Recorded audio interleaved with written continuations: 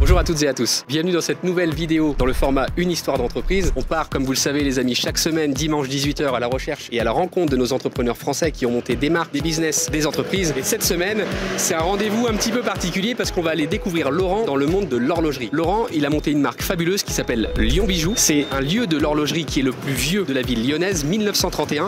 Les plus grandes marques de l'horlogerie lui ont fait confiance, Longines, Rado et d'autres. C'est-à-dire qu'ils mettent à disposition leur propre marque dans son établissement. Je crois qu'on est arrivé. Vous allez adorer l'épisode, à tout de suite.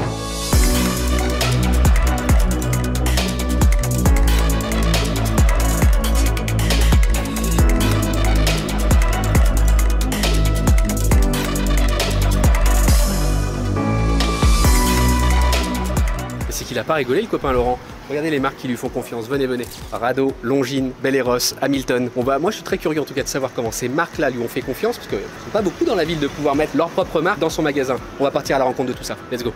Ah, il vient nous dire bonjour directement. Et il nous dit...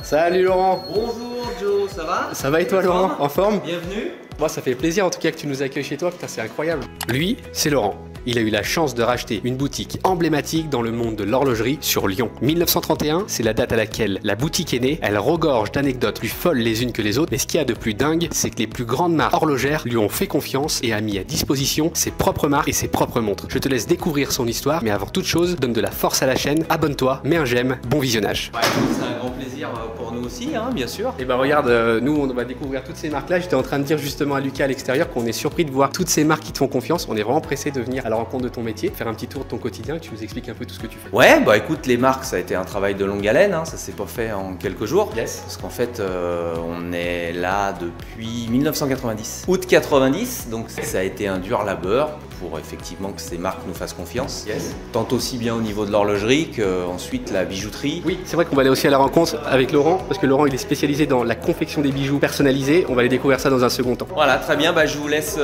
visiter les lieux et Ouais. profiter de ce bâtiment du XVIIe siècle. Exactement. En fait, au niveau architecture aussi, on a essayé d'allier, en 2011, les derniers travaux ont été faits et l'architecte a essayé d'allier le moderne et la partie 17e, pierre apparente, plafond à la française. Vous avez ressablé les pierres, non, c'est ça? On a ressablé, on les a donc dégagées puisqu'elles étaient masquées auparavant, puis on a essayé de faire quelque chose d'intemporel et de zen. C'est incroyable en fait, ça fait un contraste entre effectivement l'ancien et puis là tout de suite ça rappelle le fait qu'il y ait des histoires dans les marques, tu sais, parce que forcément ça fait très historique. Ouais. Donc ça j'adore l'énergie qu'il y a dans le magasin. Dans le lieu, eh ben écoute, tant mieux. Profitez bien du lieu alors. Du coup ce que je vous ai pas dit c'est que Laurent il a monté cette belle marque à deux, il n'est pas tout seul et on va aller à la rencontre d'Eric, venez. Salut Eric. Salut. Comment ça va? Très bien. Bon bah c'est parfait. Lui, c'est Eric. Il a eu la chance de partager cette aventure entrepreneuriale avec son frère Laurent depuis plus de 30 ans. C'est la tête pensante, les chiffres, mais avant tout une passion débordante pour l'horlogerie. Il adore toutes les anecdotes croustillantes de ces marques qui lui ont fait confiance et il adore les partager avec ses clients. Et on continue le visionnage. Pareil, t'es là depuis la création de la société en fait. Pas la création de la société, la reprise de la société en 1990. Voilà, parce que du coup, l'établissement, si j'ai bien fait mon travail, ici c'était Ogis jusqu'en 1931 je crois. Non c'est pas ça? Je vais me faire taper sur les doigts. Non, alors c'était Lyon Bijoux Ok. en 1931, c'est monsieur et madame Guillot qui ont créé cette affaire en 1931 et nous sommes les 4e repreneurs de cette société Lyon Bijoux. Voilà, nous sommes arrivés en 1er août 1990. C'est incroyable. J'adore vous faire découvrir des lieux historiques. C'est-à-dire que tout a bougé dans la rue. Cet endroit, ces établissements-là, comme le Poilon d'Or qu'on a vu la semaine dernière, ça n'a pas bougé. Donc moi, je vais vous faire découvrir tout ça. Le quotidien d'Eric. Je crois que tu es plus sur la partie horlogerie et chiffres, c'est ça? Exactement, l'administratif, les achats, l'horlogerie, le SAV, tout le fonctionnement de l'entreprise. Tout ça, tout ça. On va aller découvrir aussi Laurent dans la partie bijoux, la confection, pardon. Et on va aller voir après le quotidien aussi de Eric. Laurent? Qu'est-ce que c'est que cette chose qu'on ne voit pas de partout? C'est incroyable. Alors ça, c'est notre père qui était très créatif, qui l'est Yes. toujours, s'amuse depuis plusieurs années D'accord. à faire ses statues, c'est de l'assemblage. Alors on y retrouve souvent des oiseaux. D'accord. En fait, je sais pas si tu as vu, il y a un flamant rose, ça c'est une grue huppée, donc il est très créatif. Il a commencé plus jeune à travailler sur le bois et puis maintenant sur le métal. Donc voilà, C'est dingue. ça crée aussi l'identité de la boutique. Mais vraiment, combien de temps pour réaliser une conception comme celle-ci? Comme c'est une passion, je pense que le temps entre pas en jeu et je sais pas, je pense qu'il a jamais réellement regardé le temps passé à exécuter ces objets. C'est incroyable. Et ces petites bouteilles, là, on a vu plein de petites bouteilles colorées qui ont l'air d'être faites main. Ouais, il y en a d'autres d'ailleurs. d'ailleurs là-bas, je sais pas si tu as vu. Ah, c'est incroyable. Et alors ça, du coup, c'est pareil, mais vous êtes toute une famille de créatifs. Eh ben ouais, parce que ça c'est la cousine qui peint, qui fait des tableaux. Effectivement, alors ça vaudra le coup de zoomer dessus parce qu'il y a il y a pas mal de détails. Qui fait ses bouteilles peintes à la main. Là, tu verras, il y a des cartes. Voilà, tu vois, ça c'est les tableaux qu'elle fait. Elle a ça s'appelle WeShop. WeShop. Voilà, ok. vous pourrez consulter d'ailleurs sur. Mais grave, on mettra le lien, Ouais. carrément. Comme ça, les gens pourront aller voir. Et son nom d'artiste c'est Mud, ouais, effectivement. Mud, ok. Muriel Delanoux, Mud. Très bien. On mettra tout ça pour qu'ils puissent aller consulter ça. Et si on allait dans le vif du sujet, mais je crois que tu as un client qui rentre. On va peut-être te laisser tranquillement déjà avec le client. Allez, Let's go.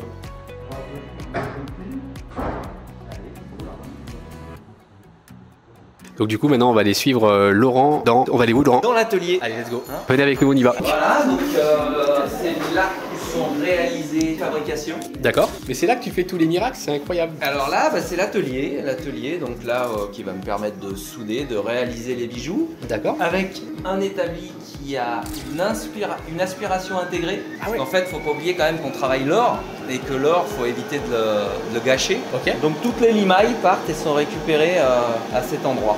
D'accord. Derrière, tu as le polissage, ça c'est Ah oui, la d'accord. dernière étape d'un bijou qui va permettre, en simplifiant la chose, de le faire briller. Et après, bah voilà, il n'y a plus qu'à le livrer au client. C'est la dernière étape avant le moment, avant la découverte, ouais, exactement. Bah, la plupart du temps, moi, ce que j'aime faire, c'est échanger avec les gens. D'accord. Personnaliser le bijou. Donc Ouais. voilà, on se rencontre à 2-3 reprises. Ils m'expliquent le désir qu'ils ont, les goûts qu'ils ont, s'il y a un événement à fêter, c'est souvent Ok. le cas aussi, Ouais. ou une transformation de bijoux des grands-parents. Et tu fais quoi? Gravure? Tu peux mettre des petites gravures personnalisées? Bien sûr, ouais, je réalise le bijou. Avant, je propose un visuel 3D pour que les gens puissent s'imaginer vraiment ce que va être le bijou fini. Puis évidemment le deviser. Et puis derrière, on peut intégrer des pierres, on peut graver.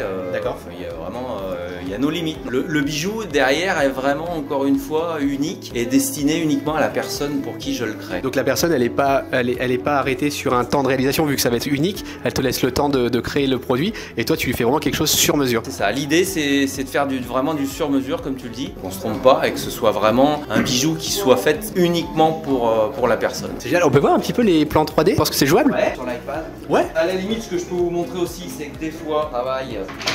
Stop, j'ai les lunettes qui se sont pétées. Non, on va le garder sur le montage, ça Laurent. Ça c'est bon, on adore. On va la mettre derrière. Bordel. Ouais, Playboy en dehors d'être bijoutier. Voilà, tu Ou vois. alors j'en mets pas. Alors, ce que je peux vous montrer déjà. Tiens, je vais vous montrer un établi 5 personnes. Ouais. Dans lequel je reçois souvent d'ailleurs les clients. Wow. Ça, C'est magnifique. Qui est des centaines d'années, qui est en chaîne. À l'époque, bah, tu vois les emplacements là. Ouais. Une place par personne. D'accord. Donc Ça c'était un emplacement. c'est ça. D'accord. Une personne, 2 personnes, 3 personnes, 4 et 5. Incroyable. Et donc c'est souvent là que débute le projet. D'accord. Après souvent, ce qui se passe c'est que on peut éventuellement aussi avec le client, s'il n'a pas de pierre, tu vois j'ai tout un choix de pierres originales ou non. On peut avoir du plus classique. C'est incroyable. Comme par exemple des diamants, donc ça c'est une émeraude, ça c'est une topaze, Ouais. là tu as des opales qui viennent d'Australie. Ça fait penser à ce qu'il y a dans les huîtres. Ouais, Non, c'est- alors c'est perles de Tahiti dans les huîtres. Ah, ouais. Perles de Tahiti qui sont Nacrées noires un peu. et qu'on va trouver par exemple dans cette vitrine. Yes. Ce sont des perles de Tahiti. D'accord. Et après ça peut être éventuellement en plus classique bien sûr, fameux intemporel diamant. Ça c'est un vrai diamant. Ça c'est un vrai diamant. Ouais. Donc voilà, donc là c'est ce que j'ai en ce moment. Est-ce que c'est vrai, Laurent, que le diamant, la valeur du diamant, elle est jugée par son brillant? Le fait que plus elle a de facettes, plus elle brille. J'avais entendu ça. Alors un diamant, la taille brillant, puisqu'en fait la matière c'est le diamant. Quand on dit brillant, c'est la façon dont il est taillé. Ok. Cette taille, pour optimiser la réfraction c'est que la matière renvoie 100% de la lumière qu'elle reçoit. Ok. Cette taille est précise avec 58 facettes, c'est-à-dire que la pierre que tu vois ici par exemple, Ouais. il y a 58 facettes de taillées selon des angles précis pour avoir une réfraction parfaite. Ensuite, en fait, il y a 4 critères de choix pour la pierre. Il y a son poids, le fameux carat, l'unité de Oui. poids. La taille, donc je viens d'en parler. La couleur, en résumé, plus il est blanc, plus il sera classé haut de gamme. Plus il est teinté jaune ou brun, et moins ce sera intéressant. D'accord. Et ensuite la pureté, c'est-à-dire qu'il y ait moins d'impuretés visibles ni à l'œil, ni à la loupe, ni au microscope. Donc Incroyable. si tu optimises ces 4 critères, bah, le prix va avec bien sûr. C'est incroyable. Donc là, dans ce cas de figure, ça se passe comment? Tu as trouvé la pierre pour produire le bijou? Voilà, bah, là en l'occurrence, alors ça peut être aussi les pierres du client. Des fois des gens héritent de pierres. Ou alors s'ils n'en ont pas, ils me demandent exactement ce qu'ils désirent, quelle nature de pierre, quelle forme. Moi je leur propose un choix sans engagement. Derrière on choisit la pierre, bah, je dirais que c'est, sans jeu de mots, c'est la première pierre à l'édifice, quoi. Ok. Et du coup ensuite on passe à la réalisation de la monture en passant par des croquis, des visuels 3D, ce dont je te parlais tout à l'heure. Bah, d'ailleurs sur notre site sur Lyon Bijou, on voit des réalisations de création avec les visuels qui vont avec. On vous mettra le site d'ailleurs, si vous jetez un œil, vous verrez les créations, c'est vraiment sympa. Voilà. On peut aller voir les 3D? Tu penses que c'est jouable? Yes. Alors voilà, c'est un exemple parce que j'en ai évidemment des tas. Voilà par exemple le genre de visuel qu'on peut proposer au client de manière à pouvoir lui concrétiser par image le bijou fini. Et le logiciel va nous permettre également de définir en avance le poids exact que le bijou fera et donc son prix. D'accord, et sur le logiciel, tu confectionnes ça en partant d'une page blanche? Complètement. C'est fort, hein, franchement. Là, typiquement, donc c'est une jeune fille qui a rencontré son copain qui est maintenant son mari. Et lors du voyage où ils se sont rencontrés, ils ont trouvé cette améthyste brute, je crois que c'était en Afghanistan d'ailleurs. Et donc elle tenait à ce que, en mémoire de leur rencontre, je leur monte cette pierre telle qu'elle était, brute, c'est-à-dire sans la retravailler, en pendentif. Donc on a travaillé sur un concept très épuré pour laisser l'apparence de la pierre au maximum. Et du coup, bah voilà, elle la porte autour du cou maintenant. En fait, toi Eric, vous êtes vraiment des artisans du temps. J'ai l'impression qu'en dehors de la photographie, il n'y a que vous qui pouvez faire ça. Regarde là, il n'y a que le bijou qui immortalise l'instant. À la fois quand ils vendent une montre, tu sais, des fois les parents ils veulent offrir à leurs enfants, à leurs 20 ans, une montre qu'ils vont garder très très longtemps. Et en fait, ça fait des phases. Ils ont une montre à 20 ans, une montre à 40 ans, etc. Je trouve ça extraordinaire. Dans le nom d'ailleurs, une montre, on dit que c'est un garde-temps d'ailleurs. Un garde-temps, ouais. C'est vrai ce que tu dis, c'est souvent c'est vrai qu'on a la chance par ce métier de vivre avec les clients des moments importants de leur vie. Carrément. Voilà. C'est un peu comme l'achat d'un appart, en fait, c'est aussi important. C'est ça, c'est ça. Tu me racontais, c'est hyper intéressant. La partie association, c'est pas tout le monde qui arrive, puisque ça fait association et famille, puisque du coup on est frères.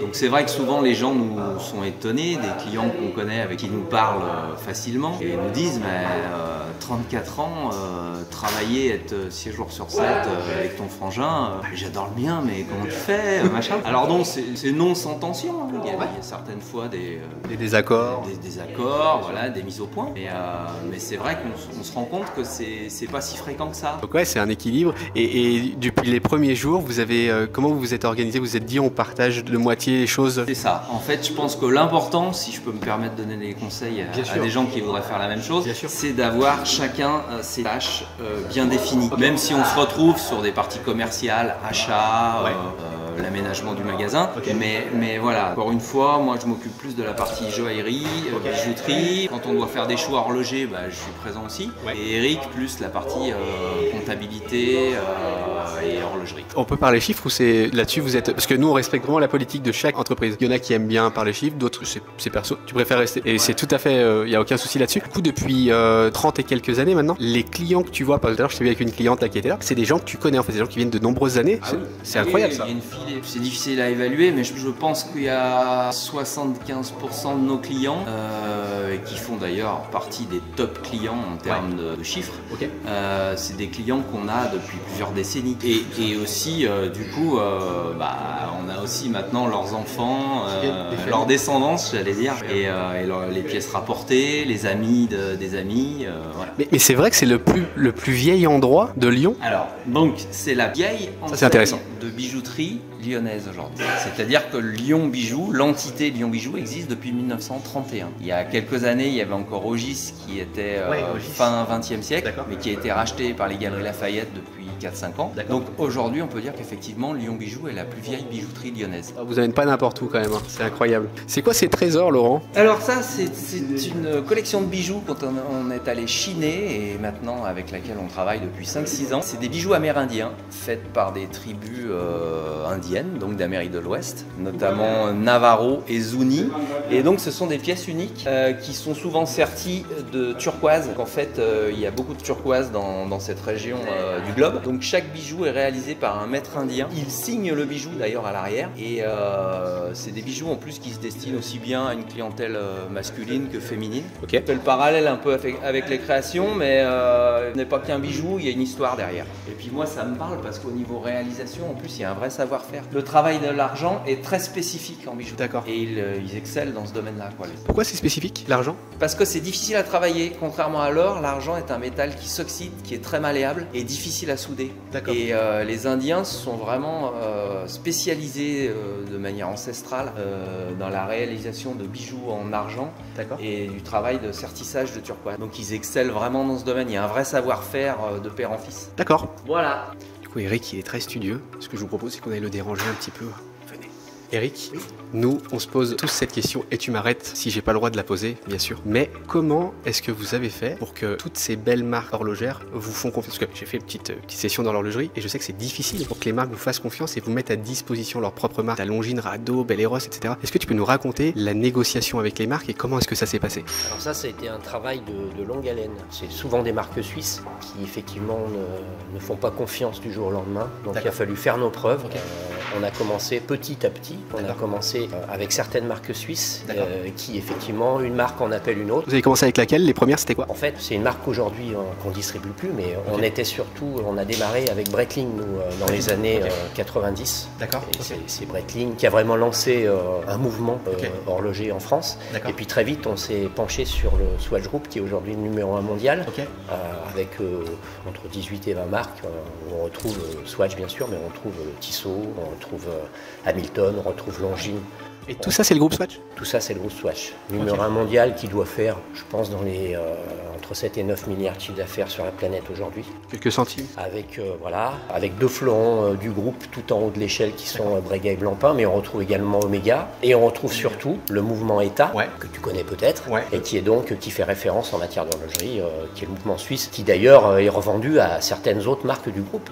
C'est un mouvement qui fait référence, ETA et Valjoux. Hyper intéressant. Donc vous êtes arrivé ici en 90. Oui. Et quand tu es arrivé ici, du coup, avec Laurent, au début, j'imagine qu'il a fallu le convaincre, Breitling. Comment vous avez commencé au départ? Si on est très juste, Breitling, c'est notre prédécesseur à Lyon Bijoux, qui s'appelle Christian Audin, qui a monté plus tard une affaire qui s'appelle aujourd'hui Crésus. Bien sûr. Voilà, donc Christian Audin, c'est lui qui a su convaincre Breitling dans les années, fin des années 1980, de venir à Lyon, qui était une marque en France qui était totalement méconnue d'ailleurs, et qui a explosé fin des années 80, année 1990 en France, qui a explosé grâce à un distributeur français qui s'appelait Michel Nierquin. C'est lui qui a fait exploser Breitling. Nous, on a poursuivi cette commercialisation de la marque Breitling. On a profité pour faire rentrer d'autres marques petit à petit. Longines, des balbutiants à cette époque-là et qui aujourd'hui est une marque qui fait référence. Hamilton. On a essayé de créer, si tu veux, une sorte de kyrielle, de hiérarchie de marques. Au départ, Swissmed. J'y reviendrai après parce qu'on a intégré 2-3 autres marques après, mais au départ, Swissmed. Et ce qu'on veut à Lyon Bijoux, c'est une proposition de marque horlogère. Quand je dis horlogère, pas de marque à licence. Ça veut dire que c'est eux qui créent leur propre mouvement. Voilà, et puis c'est surtout des gens qui ne font que de l'horlogerie. On a aujourd'hui des marques de montres Fossil, Boss, tu veux, qui sont pas des marques à proprement dit horlogères. Nous, notre proposition, c'est de dire on fait des marques horlogères et on essaye de s'intéresser à une gamme de prix, ce que j'appellerais moyen haut de gamme. C'est-à-dire qu'on va pouvoir proposer à un client, on va pouvoir l'accompagner dans une proposition de montre entre 200 € et on va aller aujourd'hui jusqu'à Bell & Ross ou Longines qui vont nous proposer des montres à 7 ou 8 000 €. Et on va passer par tous les intermédiaires, ce qui nous permet de dire au client quel est votre cahier des charges, une montre étanche ou plutôt de ville, et ensuite quel est votre budget. Vous avez un budget de temps, et ben nous on va vous diriger vers Tissot, vers Hamilton, vers Longines, vers Bell & Ross, et on va pouvoir monter comme ça et pouvoir proposer. C'est incroyable, en fait ça vous donne une force d'être multimarque parce que justement ce que les clients veulent qu'on retrouve pas chez une marque exclusivement, vous pouvez aller le chercher chez une autre marque que vous distribuez, donc ça vous rend ultra complémentaire. C'est ça. Et nous, ce qu'on veut, c'est dans les marques, c'est du sérieux, une proposition de sérieux, une communication qui soit importante, ce qui est le cas de Tissot ou de Longines ou tous ces gens-là, par exemple. Et puis un SAV performant, ça c'est important. On veut accompagner le client derrière. Nous, on n'est pas là que pour lui vendre une montre. On est là derrière pour pouvoir lui assurer un SAV avec tout le sérieux que ça comporte. Et puis, je sais pas, tu achètes une montre aujourd'hui Tissot. Moi, ce qui m'intéresse, c'est que dans 10 ans, si tu as envie de changer ton bracelet ou tu as envie de changer changer quoi que ce soit sur la montre, il y ait toujours la réponse de la marque. Alors que dans les marques à licence, c'est souvent le problème. C'est-à-dire qu'ils sortent des modèles, puis 4-5 ans après, ils sont passés à autre chose. Tu as acheté une montre 400 ou 500 euros, tu viens, tu dis voilà, je voudrais changer le bracelet. Ah bah il n'y a pas. Ils ont arrêté, on te dit fourniture épuisée. Ça, on n'en veut pas. Est-ce que c'est vrai que les montres Swatch, c'est des montres jetables? Parce qu'on m'a dit que c'est ça, hein, on peut changer que le clavier, le bracelet, désolé parce que je répare les claviers toute la journée, et la pile. Ouais, c'est vrai. C'est le principe de la montre jetable, effectivement. C'est la montre jetable suisse. Ça, c'est important. Hein, parce qu'en horlogerie, quand on dit le mot suisse, en général, oui, c'est vrai. Voilà. C'est vrai. Ce qui nous empêche pas d'ailleurs dans notre proposition, et c'est ce que je voulais te dire tout à l'heure, d'avoir intégré depuis de la marque japonaise. Parce qu'effectivement, on a pu intégrer Seiko, qui est quand même une marque hyper sérieuse aussi, avec 140 ans d'expérience. Ouais, hein. Seiko, c'est quand même voilà. On s'est tourné aussi vers Casio G-Shock, qui aujourd'hui fait référence aussi dans son domaine. Ouais. Et puis on est allé chercher 2 marques françaises, Cocorico, il n'y en a pas énormément, mais Yema, qui est une marque française historique, qui est née en 1948, qui a eu des gros, on va dire, bol d'air, voilà. Ça a changé un petit peu de dirigeants, il y a eu, voilà, et cette marque est repartie il y a une dizaine d'années à Morteau sous l'impulsion d'une famille horlogère, qui a redonné ses titres de noblesse à Yema, et aujourd'hui on a toute une clientèle de quinquas ou de gens de 60 ans, et voilà, et la marque est repartie avec des modèles emblématiques des années 60. Ils ressortent aujourd'hui des modèles, la Superman. La Superman, j'ai déjà entendu parler de ça aussi. Il faut aller voir la Superman parce que c'est une montre automatique plongeuse avec un mouvement aujourd'hui français de manufacture, et on est à moins de 1500 €. Et finalement, on a tous les atouts pour avoir une Rolex, puisqu'on a un mouvement automatique, on a une montre tout en acier inoxydable, on a un verre saphir, et on a une montre qui est plongée 300 mètres. Il va nous expliquer quelque chose, venez. Cette montre, elle n'a rien envié à une Rolex en termes de qualité. Elle est tout en acier, elle est monobloc, c'est-à-dire que ça assure une étanchéité parfaite, puisqu'elle est la boîte est complètement fermée. Elle a une lunette en céramique et elle a un calibre qui est magnifique. C'est un produit livré avec 2 bracelets et un polissage. Les Japonais, ils ont une technique de polissage qui est appréciée dans le monde entier. Même sur du bijou, ils polissent pareil. Alors c'est surtout l'acier, surtout l'acier, tu sais, les couteaux, les samouraïs et tout ça, c'est les couteliers, ils savent, voilà. Et là, il y a un polissage extraordinaire. Je t'ai coupé, pardon, Eric, ça vaut combien ça? On est sur une montre, ça c'est une montre qui est sortie pour le 140e anniversaire de Seiko, donc qui plus est une série limitée. On est à 3300 €. Ok, donc moins cher qu'une Submariner. Mais on est 2 fois et demi moins cher pour une qualité, à mon sens, pratiquement équivalente. Génial. C'est quoi du coup ça? C'est Eden, hein, ton prénom? Oui, Eden. Yes. Et du coup, c'est quoi? Vous faites des broderies sur... Non, je ne fais pas des broderies. Moi, je suis bijoutier à l'étage au 17 rue du Président Douario et j'ai fait réaliser ça parce que c'est mon logo. Et la fille d'Eric est graphiste, travaille dans le milieu du graphisme. Et je voulais lui demander si c'était possible de me réaliser ça en 3D. C'est incroyable. Et du coup, à partir de ça. Et après, j'ai d'autres photos de base, mais la dernière fois, j'étais venu avec... que je fasse passer ça? Ouais, mais la dernière fois, j'avais pas beaucoup d'éléments, donc après, c'était pour ça aussi qu'il fallait... Non, mais voilà, tout ça, c'est tout ça. Mais tout se passe ici, j'ai l'impression, c'est fou, c'est incroyable, beaucoup de création. Là, on parle de confectionner des logos, donc en fait, je pense vraiment que Laurent et Eric, ils ont une vraie famille de créatifs. C'est-à-dire qu'on va vous faire voir un petit peu les lieux, tout a été créé, des choses faites main qui rend vraiment le lieu unique, mais même dans leur quotidien. La fille d'Eric, elle est graphiste. Chez Laurent, son papa a confectionné ce qu'on a vu, des espèces de petites figurines, un peu grandeur nature, faites main. Enfin, je trouve que c'est vraiment génial. Donc, dans cet épisode, on retiendra bien ça, c'est qu'on va prendre une bouffée de création, de créativité. Eric? Oui. Un grand merci. Laurent? Merci à toi. T'en prie, c'était un plaisir. C'était vraiment génial, on a adoré ce moment de partage. Franchement, on en a appris énormément. J'aurais aimé passer encore plus de temps, mais bon, vous avez quand même des choses à faire. Qu'est-ce qu'on peut vous souhaiter? On peut nous souhaiter de faire une belle année 2024, aussi belle que l'année 2023, voire même mieux. Et puis de continuer dans notre métier qui est un métier de passion. Génial. Et toi, Laurent? Peut-être de faire une deuxième partie, un deuxième reportage. Carrément. Restez bien connectés. En tout cas, nous, on a adoré tourner ça. N'oubliez pas, il y aura dans la description de la vidéo l'adresse. Si vous avez la moindre question sur du bijou, une confection, des montres à acheter, peu importe, vous pouvez venir ici à Lyon Bijou à Lyon, en presqu'île, et vous pouvez poser toutes les questions à Laurent et Eric. À la prochaine. Voilà, nous voilà dehors. J'ai adoré cet épisode. Je pense que tu as appris beaucoup de choses. Vous avez kiffé aussi rencontrer Laurent et Eric. Franchement, c'est sympa aussi d'aller voir des interviews et des moments comme ça sur des industries complètement différentes qu'on n'avait pas mis en avant sur la chaîne. Le monde de l'horlogerie, c'est quand même un monde ultra passionnant. En tout cas, pour nous, cet épisode s'arrête ici. Donne-nous Donne-nous un petit peu de force si tu as apprécié, si tu estimes qu'on te délivre de la valeur. Mets juste un petit j'aime sur la chaîne, mets un commentaire si tu as envie de délivrer quelque chose toi aussi. Pense bien à t'abonner, mets la cloche. On a besoin de cette force-là les copains pour pouvoir se continuer à se faire des épisodes de cette qualité-là. N'oubliez pas le rendez-vous, dimanche 18h pour la semaine prochaine. À très bientôt, c'était Jonathan dans un format Une histoire d'entreprise. Salut!